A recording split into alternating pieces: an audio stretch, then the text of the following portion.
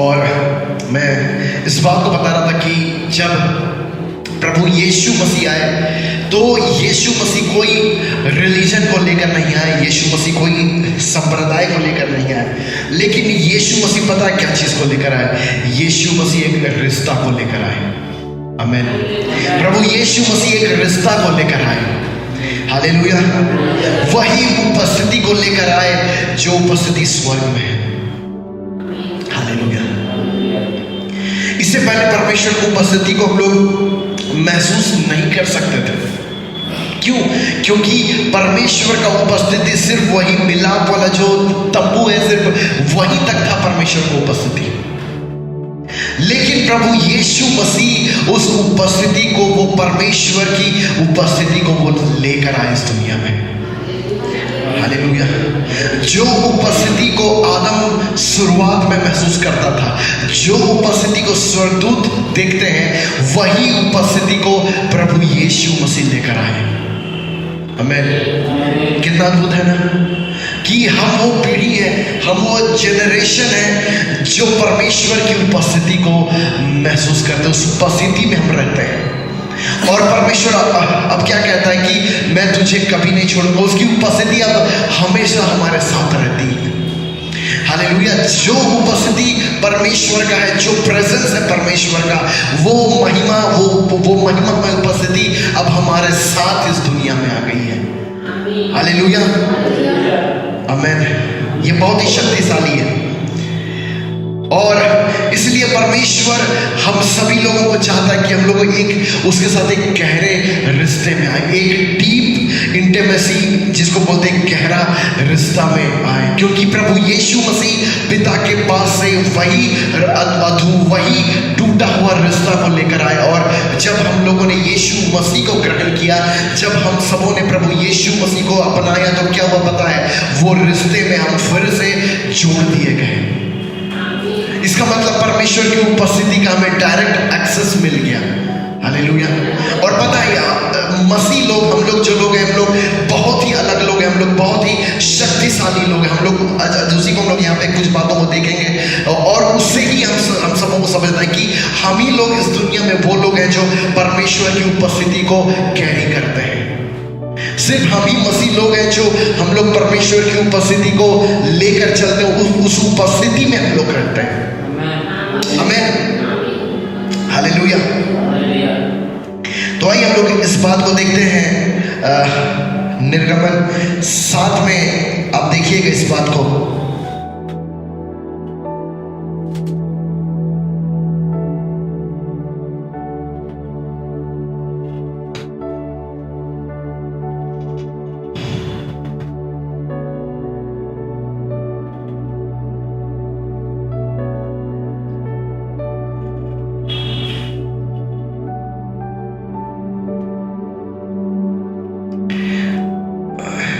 आइए हम लोग देखते हैं इसका 6 से देखते हैं।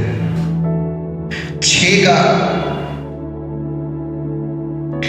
का दूसरा पद से हम देखते हैं। निर्गमन 6 उसका दूसरा पद से, परमेश्वर ने मूसा से कहा, मैं यहोवा हूं, मैं सर्वशक्तिमान ईश्वर के नाम से अब्राहम, इसहाक और याकूब को दर्शन देता था, परंतु यहोवा के नाम से मैं उन पर प्रकट ना हुआ। हालेलुया। अब यहाँ पे देखिएगा इस बात को कि परमेश्वर अब्राहम, इसहाक और याकूब को सर्वशक्तिमान ईश्वर के नाम से क्या करता था? प्रकट होता था। वो यहोवा के नाम से प्रकट नहीं होता था। लेकिन जब परमेश्वर मूसा के सामने प्रकट हुआ तो क्या कह रहा है कि मैं यहोवा हूं, मैं जो था, जो हूं और जो रहूंगा, और मैंने उनके साथ वाचा दृढ़ की है, अर्थात कनान देश जिसमें वो परदेसी होकर रहते थे उसे उन्हें दे दूं। आमीन। इजरायली जिन्हें मिस्री लोग दासत्व में रखते हैं, उनका करहाना भी सुनकर मैंने अपनी वाचा को स्मरण किया। इस कारण तू इजराइलियों से कह, मैं यहोवा हूं और तुमको मिस्रियों के बोझ के नीचे से निकालूंगा और उनके दासत्व से तुमको छुड़ाऊंगा और अपनी भुजा बढ़ाकर और भारी दंड देकर तुम्हें छुड़ा लूंगा और तुमको अपनी प्रजा बनाने के लिए अपना लूंगा। हालेलुया। और तुमको अपनी प्रजा बनाने के लिए अपना लूंगा और मैं तुम्हारा परमेश्वर ठहरूंगा, मैं तुम्हारा परमेश्वर ठहरूंगा। और तुम जान लोगे कि मैं परमेश्वर यहोवा हूँ, जो तुम्हें मिस्रियों के बोझ के नीचे से निकाल ले आया। और जिस देश के देने की शपथ मैंने अब्राहम, इसहाक और याकूब से खाई थी, उसी में मैं तुम्हें पहुंचाकर तुम्हारा भाग कर दूंगा। मैं तो यहोवा हूँ। हालेलुया। अब यहाँ पे इस बात को हम लोग देखते हैं कि परमेश्वर ने मूसा को दर्शन दिया। हालेलुया। और यहाँ पे हम लोग इस बात को देख रहे हैं कि यहोवा के नाम से दर्शन दिया। आइए एक वचन और हम लोग आते हैं और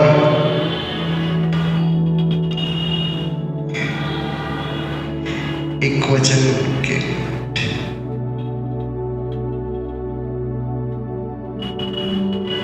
हम लोग आते हैं निर्गमन 8 में। निर्गमन 8 में देखिएगा, निर्गमन 8 का 22 पद को, 22 और 23 को हम लोग देखते हैं। निर्गमन 8 उसका 22 और 23 को।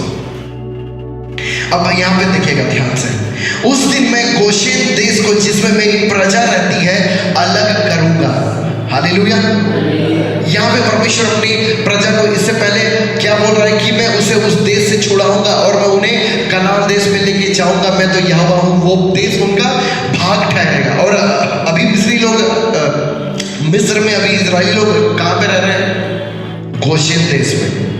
मिस्र का ही एक एरिया था गोशेन नाम का, वहां पे इजरायली लोग रहते थे।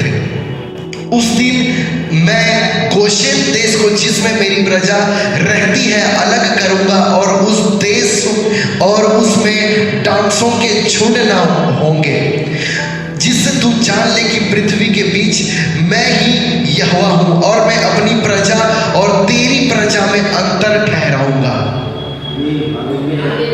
यह चिन्ह कल होगा। यहाँ इस बात को सभी लोग सुनिएगा, मैं अपनी प्रजा और तेरी प्रजा में अंतर को ठहराऊंगा। यह चिन्ह कल होगा। और यहोवा ने वैसा ही किया। और क्या हुआ पता है? वो जितना भी विपत्ति था वो सब कुछ कहाँ गया? मिस्र में गया, लेकिन गोशेन देश में वो नहीं गया। अब जो मैं बता रहा हूँ उसको बहुत ध्यान सुनिएगा। यहाँ पे परमेश्वर क्या बोल रहा है कि मैं अपनी प्रजा और तेरी प्रजा में अंतर ठहराऊंगा। बोलिए, एक अंतर है। परमेश्वर एक अंतर को बांधा है, एक लाइन को। हालेलुया। एक अलग करने वाला लाइन को परमेश्वर रखा है। कहां पे? अपनी प्रजा में। और किसकी प्रजा? फिरौन की प्रजा। फिरौन की प्रजा कौन है? संसार। कौन है? बोलिए, संसार है। और परमेश्वर की प्रजा कौन है? हम लोग हैं। हम लोग हैं। कौन लोग हैं? हम लोग हैं। अब यहाँ पे देखिएगा, परमेश्वर ने मिस्र में कितना विपत्ति भेजा? 10 विपत्ति भेजा। कितना विपत्ति? सब लोग बोलिए, 10 विपत्ति। कितना विपत्ति? 10 विपत्ति भेजा। लेकिन वो परमेश्वर ने एक सीमा बनाया था। क्या? एक अंतर ठहराया था, जिस कारण कोई भी विपत्ति गोशेन के अंदर नहीं पहुंचा। आमीन। और इसी बात को परमेश्वर हमें आज बताना चाहता है कि चाहे आप जितना भी प्रकार का विपत्ति इस दुनिया में देख ले, जितना भी प्रकार की समस्याओं को आप इस दुनिया में देख ले, जो अंतर परमेश्वर ठहराया है, उस अंतर को वो सारी विपत्तियां, वो सारी आपदाएं पार नहीं कर सकती है। कोई तो आमीन बोलिए। आमीन। परमेश्वर ने अंतर ठहराया है इस दुनिया के बीच और हम लोगों के बीच, और लोग इसी अंतर को नहीं समझते। लोग यही अंतर को नहीं समझते। मसीह लोग भी इस अंतर को नहीं समझते, जो अंतर को परमेश्वर ठहराया है।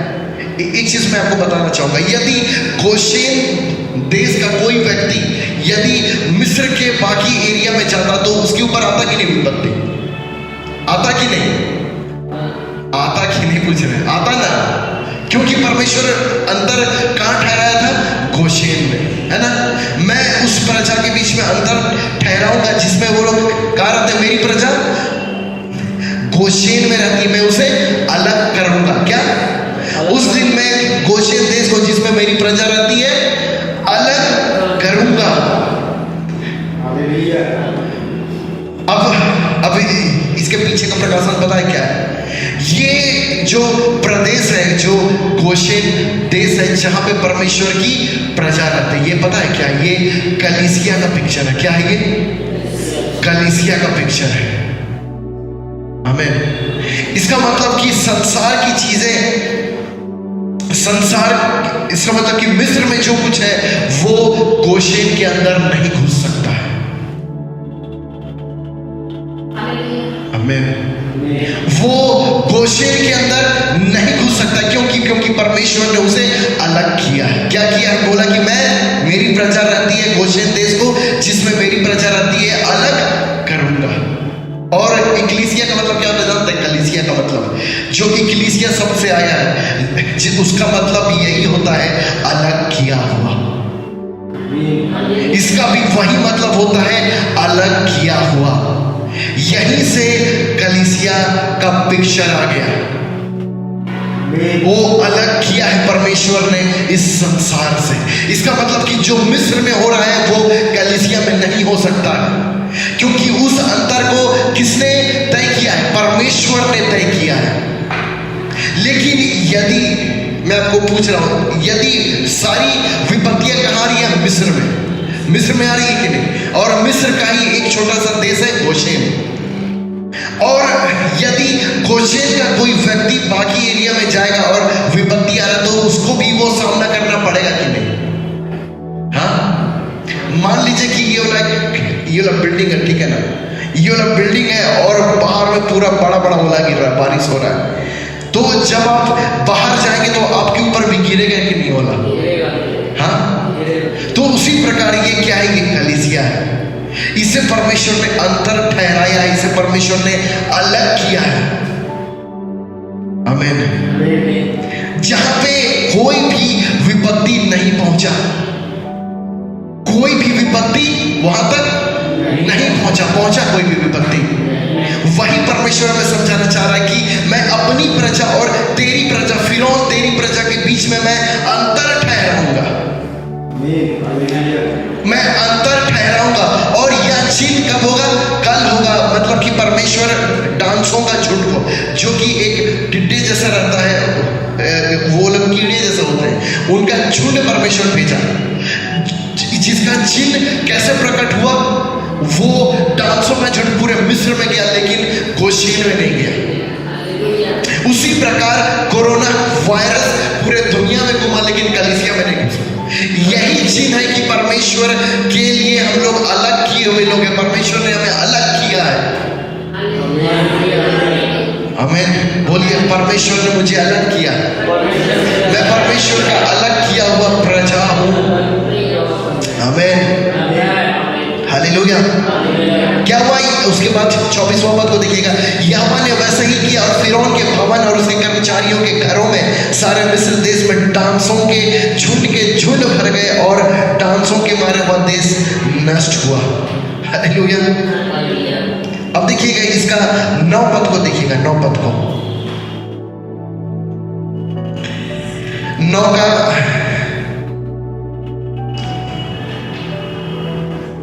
9 का दूसरा पद सब लोग देखते हैं। यदि तू उन्हें जाने न दे और अब भी पकड़े रहे तो सुन, मेरे जो घोड़े, गधे, ऊंट, गाय, बैल, भेड़, बकरी आदि पशु मैदान में हैं, उन पर यहोवा का हाथ ऐसा पड़ेगा कि बहुत भारी मरी होगी।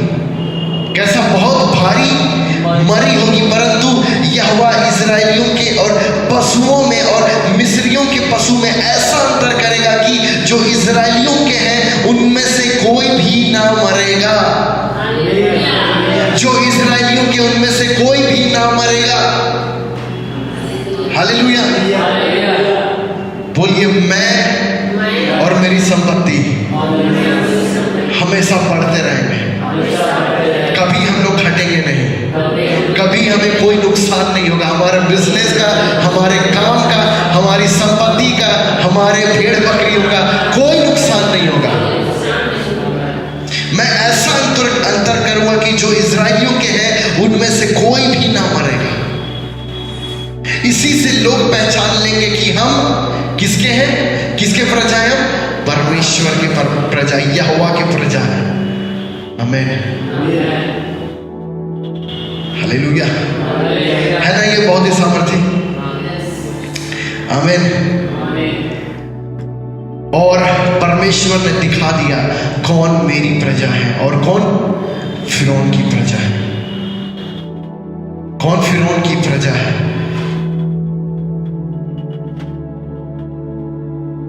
अब सुनिए जो पवित्र आत्मा क्या बात प्रकट करता है। आज भी बहुत सारे लोग हैं जिनको परमेश्वर ने अलग तो किया, लेकिन वो लोग वही मिस्र में जाते हैं। उन्हें वही मिस्र की चीजों में जीना अच्छा लगता है ना। परमेश्वर ने उन्हें अलग करके एक देश दिया, अलग एक जगह दिया। परमेश्वर ने उन्हें अलग किया उन्हें बचाने के लिए, लेकिन वो लोग अपने आप को अलग नहीं किए। वो लोग वहीं मिस्र के लुचपन में, मिस्र के जादू टोना में, मिस्र के व्यभिचार में सम्मिलित होने जाते हैं। आज भी कलीसिया के लोग जिन्हें परमेश्वर ने अलग किया, लेकिन उन्हें मिस्र ज्यादा प्यारा लगता है, संसार ज्यादा प्यारा लगता है। और पता है जब ऐसे समय आएंगे तब आपको चिन्ह दिख जाएगा कि कौन परमेश्वर की अलग प्रजा है। विपत्ति के समय भी इजरायली लोग आनंद मनाते रहे, है ना। पता है जब क्या हुआ था, सबसे आखिरी में क्या हुआ था पता है? सारे पहिलौठे मर गए, है ना। मिस्र के सारे पहिलौठे मर गए, जानवर से लेके इंसान के सारे पहले बच्चे मर गए। मरे कि नहीं? लेकिन उसी रात मिस्र में क्या था? विलाप था, बड़ा विलाप था। लेकिन उसी रात इजरायली आनंद मनाते हुए बाहर निकल गए, सोना चांदी भर भर के निकल गए। ये फर्क है परमेश्वर की प्रजा और ये फर्क है इस संसार के लोगों में। जब संसार के लोग विलाप करेंगे, परमेश्वर की प्रजा आनंद करेगी। जब संसार के लोग का नुकसान होगा, उनका सोना और चांदी का नुकसान होगा, उस समय परमेश्वर की प्रजा सोना और चांदी को बटोरेगी। कोई तो आमीन बोलिए। आप उस समय चिन्ह देख लेंगे कि कौन परमेश्वर की प्रजा है और कौन फिरौन की प्रजा है। हालेलुया। हमारा परमेश्वर यही चिन्ह दिखाएगा, देखिएगा आप। हालेलुया। जब आप उन परेशानियों में, उन विपत्तियों में, यदि किसी जो संसार के ऊपर आता है, यदि आप उसे घबराते हुए देखें तो समझ लीजिए वो व्यक्ति मसीह तो है, लेकिन उसका दिल मिस्र में लगा हुआ है। क्या सुनील भाई, समझ रहे हैं कि नहीं? हालेलुया। और इसलिए परमेश्वर कहता, परंतु यहोवा इजरायलियों के पशुओं में और मिस्रियों के पशुओं में ऐसा अंतर करेगा कि जो इजरायलियों के हैं उनमें से कोई भी ना मरेगा, कोई नुकसान नहीं होगा हमें। हालेलुया। जब महंगाई बढ़ जाएगी संसार में, जब लोगों अपना संपत्ति बेच रहे, ये कर रहे हैं, उस समय हम लोग संपत्ति और खरीदेंगे। हालेलुया। हालेलुया। विश्वास कीजिए, हम लोग को परमेश्वर कहाँ लेके जा रहा है प्रभु मुझे दिखा रहा है। और आप लोग विश्वास कीजिए और आप लोग इस कलीसिया में प्लांट हो जाइए, पिलर बन जाइए, आप लोग देखिएगा परमेश्वर कहाँ उठा के ले जा रहा है। हालेलुया। हालेलुया। और उसी से पता चल जाएगा क्या, कौन परमेश्वर की प्रजा है, कौन फिरौन की प्रजा है। और आज प्रभु का आत्मा इसी बात को हमें कहना चाहता है कि यदि परमेश्वर ने आपको अलग किया है तो अलग हो जाइए। यदि परमेश्वर ने आपको मिस्र की प्रजा से अलग किया, यदि परमेश्वर ने आपको मिस्र से अलग किया है तो अलग हो जाइए। बोलिए अलग हो जाइए। अलग रहने में क्या है? अलग रहने में ही छुटकारा है। आमीन। क्यों परमेश्वर अलग करता है? पता है क्यों? क्योंकि परमेश्वर इससे सबसे पहले हम लोग उस वचन को देखें ना, परमेश्वर क्या कहता है कि मैं अपनी प्रजा को गोशेन से निकाल के कहाँ लेके जाऊंगा? उस देश में लेके जाऊंगा जहाँ दूध और मधु की धाराएं बहती है, जहाँ परमेश्वर ने अब्राहम, इसहाक और याकूब को जो वायदा दिया है। तो मैं आपको पूछता हूँ, क्या वो वायदा अभी तक है कि नहीं? क्योंकि परमेश्वर के वायदे क्या है? अनंत है। परमेश्वर के वायदे खत्म नहीं हो सकते। जिस प्रकार परमेश्वर मर नहीं सकता, तो परमेश्वर से निकला हुआ चीज भी मर नहीं सकता है। तो तो उसी प्रकार परमेश्वर हम भी जो इस पीढ़ी के लोग हैं, हमें भी परमेश्वर अब्राहम, इसहाक और याकूब के वायदे में परमेश्वर लेके जाना चाहता है। आमीन, हालेलुया, हालेलुया। कितने लोग मेरी बात को समझ पा रहे हैं? हालेलुया। अब देखिएगा इस बात को कि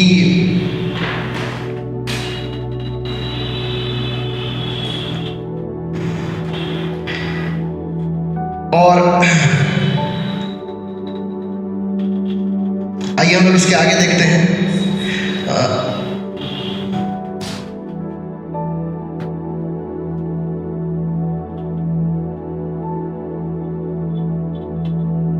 इसका 26 पद को देखिए, 9 का 16 पद को देखिएगा। 9 का 16 से हम लोग देखते हैं। परंतु सचमुच मैंने इसी कारण तुझे बनाए रखा है कि तुझे अपनी सामर्थ दिखाऊं और अपना नाम सारी पृथ्वी पर प्रसिद्ध करूं। आमीन। क्या प्रभु बोल रहे हैं?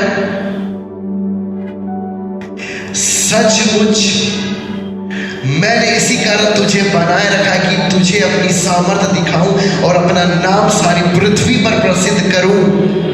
क्या तू अब भी मेरी प्रजा के सामने अपने आप को बड़ा समझता है और उन्हें जाने नहीं देता? सुन, कल इसी समय ऐसे भारी ओले बरसाऊंगा जिनके तुल्य मिस्र की नींव पड़ने के दिन से लेकर अब तक कभी नहीं पड़े। हालेलुया।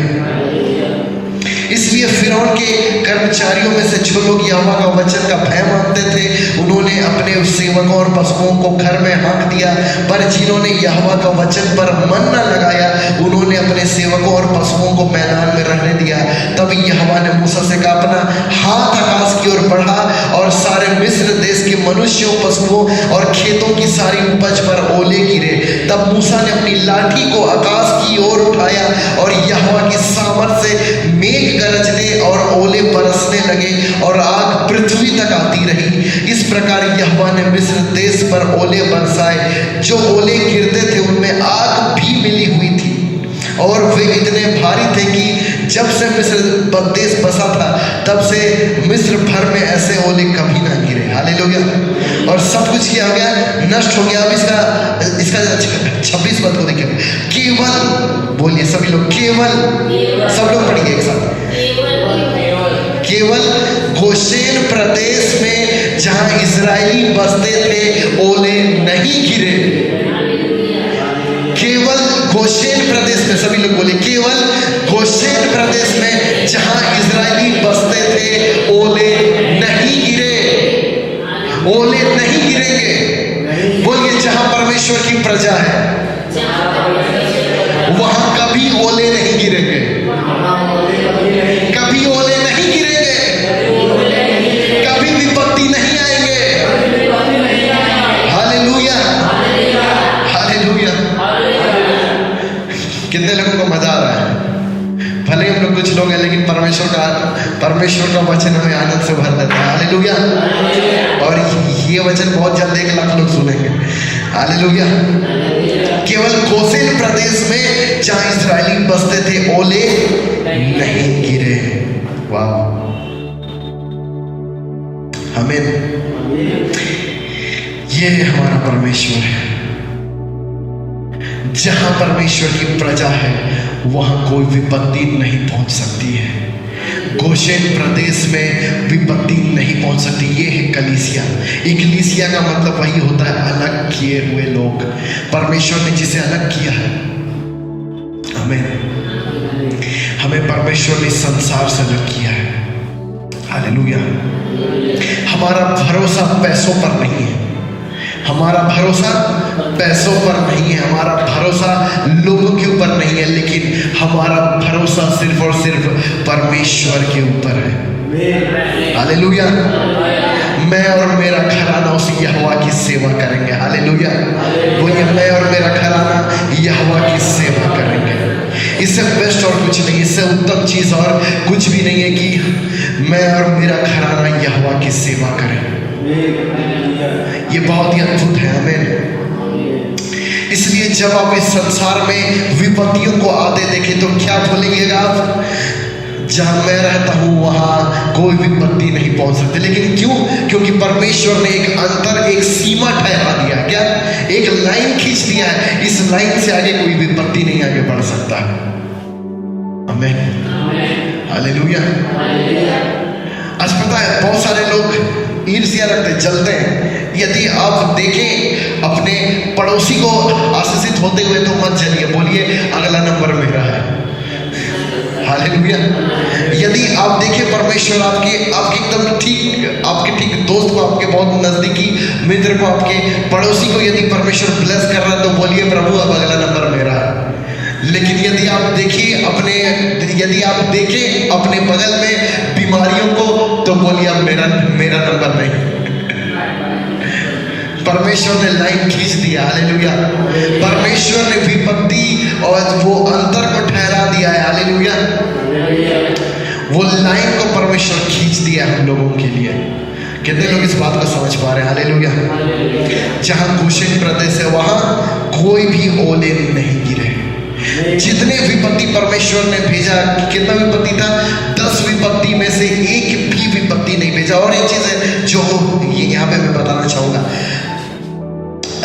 क्या था यहाँ पे हम लोग देखे थे 16 पद को, परंतु सचमुच मैंने इसी कारण तुझे बनाए रखा है कि तुझे अपनी सामर्थ दिखाऊं। किसे परमेश्वर ने अभी तक बनाए रखा है? किसे? बोलिए किसे? हमें। अरे हमें नहीं, हमें तो दिखाने के लिए बुलाया। देखने वाले कौन है? तुझे अभी तक बनाए रखा है कि तुझे अपनी सामर्थ दिखाऊं। तुझे अपनी सामर्थ दिखाऊं। इस संसार को परमेश्वर अभी तक इसलिए बनाए रखा है ताकि इस संसार को परमेश्वर अपना सामर्थ दिखाए। हालेलुया। और अपना नाम सारी पृथ्वी में क्या करूं? प्रसिद्ध करूं। आमीन, हालेलुया। अब इसका जो 17 वचन है, क्या तू अब भी मेरी प्रजा के सामने अपने आप को बड़ा समझता है? हर एक वो लोग, अब सुनिए ध्यान से, हर एक वो लोग जो अपने आप को परमेश्वर की कलीसिया के सामने, अपनी प्रजा के सामने बड़ा समझते हैं, परमेश्वर उन्हें नीचा करने जा रहा है। हर एक वो लोग जो लोग अपने आप को आपके सामने बड़ा दिखाते हैं, आपको तुच्छ समझते हैं, आपको छोटा समझते हैं, परमेश्वर आपको बड़ा करने जा रहा है। हालेलुया। परमेश्वर आपके द्वारा दिखाने जा रहा है कि आपका परमेश्वर कौन है। परमेश्वर इस देश को दिखाने जा रहा है कि ये मसीहियों का परमेश्वर कौन है। हालेलुया। इस देश में जो लोग अपने आप को बड़ा समझते हैं, परमेश्वर उनके सामने अपने आप को दिखाएगा। क्या तू अभी तक मेरी प्रजा के सामने अपने को बड़ा समझता है? ये उन सारे राजनेताओं को, उन सारे विरोधियों को परमेश्वर बोलता, रुक मैं दिखाता हूं मैं कौन हूं। मैंने तुझे अभी तक इसलिए बनाए रखा है कि तुझे अपनी सामर्थ दिखाऊं। Hallelujah, hallelujah. और ऐसा सामर्थ दिखाएगा जो अभी तक नहीं देखा लोगों ने। अब इसका 26 पद, अब इसका 22 पद को देखिएगा। 22 पद को सब लोग देखिएगा। 22 पद को पढ़िए सब लोग। तब यहोवा ने मूसा से कहा, अपना हाथ आकाश की ओर बढ़ा कि सारे मिस्र देश के मनुष्य, पशुओं और खेतों की सारी उपज पर ओले गिरे।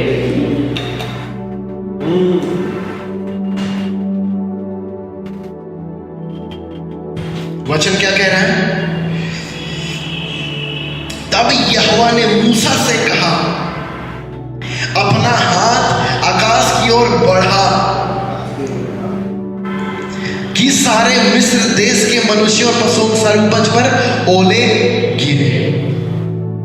अब क्या बोल रहा है परमेश्वर? मैं तुझे अपनी सामर्थ दिखाऊंगा। सामर्थ दिखाने के लिए परमेश्वर किसे आज्ञा दे रहा है? मूसा को। वाह, ये चीज है बहुत सुंदर। परमेश्वर आप ही को चुन रहा है कि आपके द्वारा परमेश्वर फिरौन को अपना सामर्थ दिखाएगा। हालेलुया। मैं दिखाऊंगा मैं कौन हूं। खड़ा हो जाओ, तुम ही लोग खड़े हो जाओ। हालेलुया। जो छोटे लोग हैं परमेश्वर उन्हीं को खड़ा कर रहा है कि मैं इनके द्वारा दिखाऊंगा इस संसार को कि मैं कौन हूं। बस मूसा को क्या बोला? अपना हाथ तू बढ़ा। बस बोलिए अपना हाथ बढ़ाओ, अपना हाथ बढ़ाओ। परमेश्वर हाथ बढ़ा कि सारे मिस्र देश की मनुष्य खेतों पर ओले गिरे। हालेलुया। तब मूसा अपनी लाठी को आकाश की ओर उठाया और यहोवा की सामर्थ, बस वो क्या किया, लाठी उठाया और यहोवा की सामर्थ से मेघ गरजने, ओले बरसने लगे, आग पृथ्वी तक आती रही। हालेलुया। आग जैसा ओला गिर रहा था। हालेलुया। इसका मतलब पता है, परमेश्वर को यदि इस दुनिया में अपना सामर्थ्य दिखाना है, ये परमेश्वर का चॉइस है। क्या है? ये परमेश्वर का बहुत सुंदर निर्णय है, बहुत सुंदर चॉइस है। पता है क्या? कि वो बिना किसी मनुष्य के इस्तेमाल किए बिना अपना सामर्थ्य नहीं दिखाता। ये परमेश्वर का चॉइस है।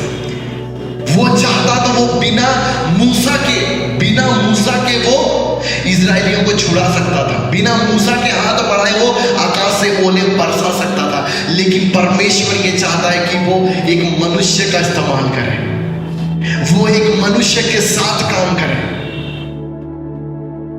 अपना सामर्थ्य दिखाने के लिए।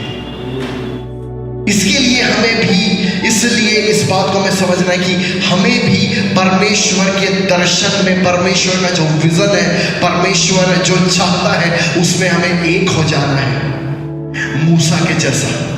जब आप और परमेश्वर दोनों एक हो जाएंगे तो ऐसा ही बड़ा बड़ा सामर्थ का काम परमेश्वर दिखाएगा आपके द्वारा। बस प्रभु बोलेगा, तू बस खड़े रहना, तू बस हाथ उठाना और देखो मैं क्या करता हूं। हालेलुया। उसी प्रकार प्रभु भी हमें कहता है, दृढ़ होकर खड़े रहो, प्रभु झारखंड को यहाँ लाके भर देगा। आमीन। हालेलुया। परमेश्वर वैसे कामों को दिखाएगा जो अभी तक इस देश के ऊपर नहीं हुआ है। हालेलुया। केवल गोशेन प्रदेश में जहां इजरायली बसते थे ओले नहीं गिरे। हालेलुया। हमारे हाथ परमेश्वर का सामर्थ्य दिखाने के लिए है। बोलिए, मेरे हाथ परमेश्वर का सामर्थ्य प्रकट करने के लिए है। मेरे हाथ परमेश्वर की महिमा को प्रकट करने के लिए है। हालेलुया। आमीन। ये है हमारा प्रभु परमेश्वर। हालेलुया। और एक चीज है इस कहानी में बहुत ही मजेदार है, वो पता है, इस कहानी में जादूगर लोग भी थे। क्या थे? जादूगर। अगर देखिएगा निर्गमन 8 उसका 6 पद को देखिएगा। निर्गमन 8 उसका 6। तब हारून ने मिस्र के जलाशयों के ऊपर हाथ बढ़ाया और मेंढकों ने मिस्र देश पर चढ़कर उसे छा लिया। और जादूगर भी अपने तंत्र मंत्रों से उसी प्रकार मिस्र देश पर मेंढक चढ़ा लिया। हालेलुया। और इसके बाद आप देखिएगा 18 पद से 8 का 18 पद से 8 का 17 पद से देखिएगा। उन्होंने वैसा ही किया, अर्थात हारून ने लाठी को ले हाथ बढ़ाकर भूमि की धूल पर मारा। तब मनुष्यों और पशु दोनों पर कुटकियां हो गई, वरन सारे मिस्र देश में भूमि की धूल कुटकियां बन गई। 18 इसका देखिएगा 18 पद को। तब जादूगरों ने चाहा कि अपने तंत्र मंत्र के बल से हम भी कुटकियां ले आए, परंतु वह उनसे ना हो सका। इस प्रकार मनुष्यों और पशुओं दोनों पर कुटकियां बने रही। तब जादूगरों ने फिरौन से कहा, या तो परमेश्वर के हाथ का काम है। तो भी यहोवा के कहने के अनुसार फिरौन का मन कठोर होता गया और उसने मूसा और हारून दोनों की बात ना मानी। हालेलुया। अब यहाँ पे इस बात को आप देखिएगा कि परमेश्वर ने कितना विपत्ति भेजा था? 10 विपत्ति। उसका सिर्फ तीन चीज का सिर्फ जादूगर लोग कॉपी कर पाए थे। सिर्फ 3 चीज का। क्या चीज का? जल का लहू बहाना का वो लोग कॉपी कर दिए थे। और जब मूसा अपना लाठी डाला तो सांप बन गया था, उसका कॉपी कर पाए थे। और मेंढक बस लेके आते। बस परमेश्वर का पूरा सामर्थ का 3 चीज का ही वो लोग कॉपी कर पाए। हालेलुया। इसलिए इस बात को हमें समझना कि जो परमेश्वर हमारे साथ है, जो परमेश्वर के सामर्थ के काम होते हैं, कोई उनका मुकाबला नहीं कर सकता है। आप उसका कॉपी नहीं किया कर सकते हैं। हालेलुया। कोई उस चीज का कॉपी नहीं कर पाएगा। क्यों? क्योंकि पता है क्यों परमेश्वर मिस्र पर दंड दिया था? क्योंकि उस समय सबसे ज्यादा जादू टोना मिस्र में होता था, सबसे ज्यादा विचक्राफ्ट, सबसे ज्यादा शैतान का काम मिस्र में होता था। हालेलुया। इसलिए आप देखिएगा, बहुत लोग कहाँ जाते हैं, कुछ समस्या आ गया तो मसीह लोग भी जाते हैं ना, बैद भगत के पास, है ना। लेकिन जो परमेश्वर कर सकता है उसका वो लोग सिर्फ 1-2% कर सकते हैं, लेकिन जो परमेश्वर महान काम करता है उसका वो लोग मुकाबला नहीं कर सकते। हालेलुया। वो लोग बस मेंढक लेके आ सकते हैं, रंग बदल सकते हैं, लेकिन उसके आगे कुछ नहीं कर सकते हैं। बोलो हालेलुया। इसलिए लोग थोड़ा सा चीज देखते हैं और उछल के जाने लगते हैं। हालेलुया। लेकिन आप इस बात को देखिए कि जादूगर परमेश्वर के कामों का कॉपी नहीं कर पाए। इसीलिए परमेश्वर की कलीसिया के द्वारा परमेश्वर अपना सामर्थ प्रकट करना चाहता है। सोचिए, कोई इतना अच्छा परमेश्वर होगा जो सब कुछ करके, फिरौन से लड़के, फिरौन को मार के, फिरौन का बच्चा को मार के अपनी प्रजा को वहां से निकाल के ले गया। कहां ले गया? एक अच्छा और बेस्ट जगह में, है ना। इसी प्रकार परमेश्वर का इच्छा हमारे लिए देखिए, जब उसका कोई बच्चा शैतान के दासत्व में, संसार की बातों में है, तो प्रभु यीशु मसीह आए और उसे वहां से छुड़ा के, फिरौन को मार के, फिरौन को दंड देकर अपने बच्चे को, इजराइल को, जो उसका जेठा है, उसे वहां से छुड़ा कर लेके चले गए। हालेलुया। क्या यहाँ पे आपको परमेश्वर का प्रेम दिखता है? लोग सोचते ना, 10 विपत्ति भेजा, कितना खतरनाक परमेश्वर है ना, कितना खतरनाक परमेश्वर। लेकिन इस 10 विपत्ति में आपको दिखा परमेश्वर का प्रेम, वो कितना प्यार करने वाला परमेश्वर है। हालेलुया। उसने अपने एक भी बच्चों को नहीं मारा गोशेन में, उसने फिरौन को मारा, उसने फिरौन को दंड दिया, जो किसका पिक्चर है? संसार का। जो फिरौन पिक्चर किसका है? शैतान का पिक्चर है। और इसी को हम लोग जल्दी से देखते हैं, क्योंकि समय हो गया, बस हम लोग और थोड़ा सा वचन को देखते हैं, क्योंकि इस बात को हम लोगों को समझना, ये बस आधा है। लेकिन हम लोग जल्दी से यूहन्ना में आते हैं, यूहन्ना 8 में, यूहन्ना 8 का 31 पद से हम लोग देखते हैं। यूहन्ना 8 का 31 पद से,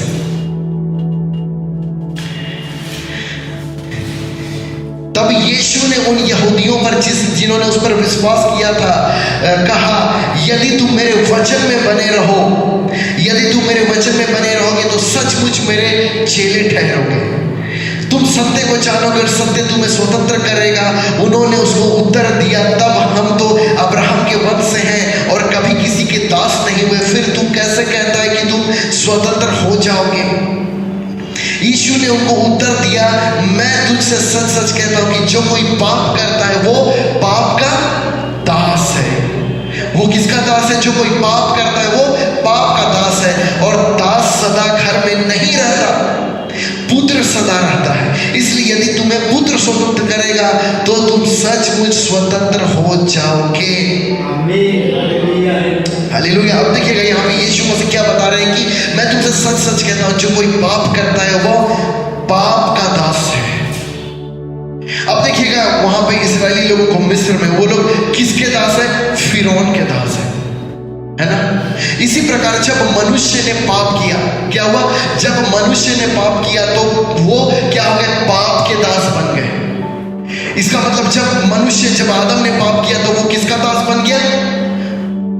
किसका दास बन गया? पाप का। और पाप को कौन लेकर आया?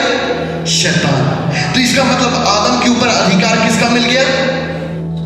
शैतान का मिल गया। जब आदम ने पाप किया तो वो गिर गया वहां से, और वो क्या बन गया?